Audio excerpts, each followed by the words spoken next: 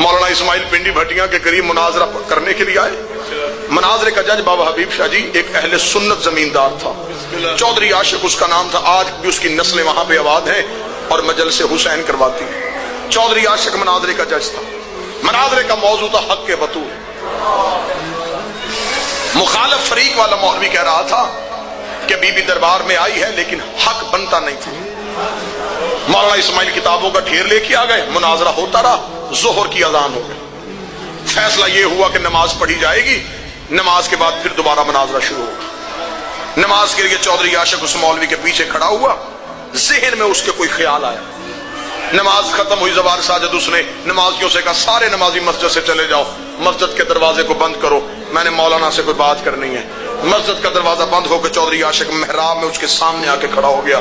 उसने कहा देख सुन मौलवी, मुझे नहीं पता किताबों में क्या लिखा है क्या नहीं लिखा, मैंने सारी जिंदगी किताबें नहीं पढ़ी, मैं जमींदार बंदा हूं। तू कहता था कि नबी की बेटी का हक बनता नहीं था, वो कहते थे बनता था। उन्होंने अपना मौलवी मंगवा लिया है, वो भाई डेरे पे किताबें लेके बैठा है। मैंने यहाँ बंदे नहीं मरवाने, मैंने बहस नहीं करवानी, मेरा दिल बैठ रहा है, मेरा जिगर फट रहा है। मुझे सिर्फ इतना बता दे, बेटी रसूल की दरबार गई थी? जिस बंदे को आज भी तीन जमाती सानी, शायद मैं इसी जुमले में मिंबर छोड़ दूं, मुझे इसके बाद मुसहफ पढ़ने की जरूरत ही ना पड़े, शायद मैं इसी जुमले में मिंबर छोड़ दूं। उसका मुझे सिर्फ इतना बता, बेटी रसूल की दरबार गई थी?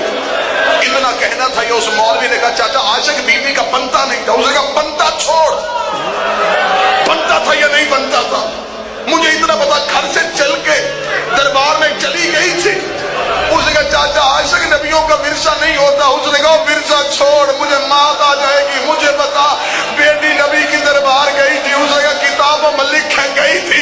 वो दिल पकड़ के जमीन में बैठ गया, कह लगा मुझे इतना बता वापस खाली आई थी या कुछ लेके आई थी? उसने कहा मोहम्मद की बेटी खाली चली गई थी। चौधरी आशिक ने चेहरे पे मातम शुरू किया, देख लगा मौलवी खुदा लानत करे, मेरे मरने के बाद मेरी बेटी किसी कमी के दरवाजे पे चली जाए और जाके कह मैं आशिक हुसैन की बेटी हो, बता उसका बनता है? कह लगा नहीं बनता। कह लगा खाली भेजोगे या दे के? कह लगा दे के भेजेंगे। उसने कहा गैरत नहीं आती, मेरी बेटी को खाली कोई नहीं भेजता। मोहम्मद की बेटी नौकरों के दरबार में 4 घंटे सर पे कुरान रख के रो रो के कहती रही, ओए मैं झूठ नहीं बोल, मैं झूठ नहीं बोल रही, ओ मैं बाबे की सच्ची बेटी हूं। नौकरों के दरबार 4 घंटे, ओए किसी की बेटी 1 मिनट भी खड़ी हो शरीफों से बर्दाश्त नहीं होता। जिसने आखिर में पढ़ना उसने शहादत पढ़नी है। लेकिन मैं अपनी कौम को यह जुमला तो सुना दूं, 4 घंटे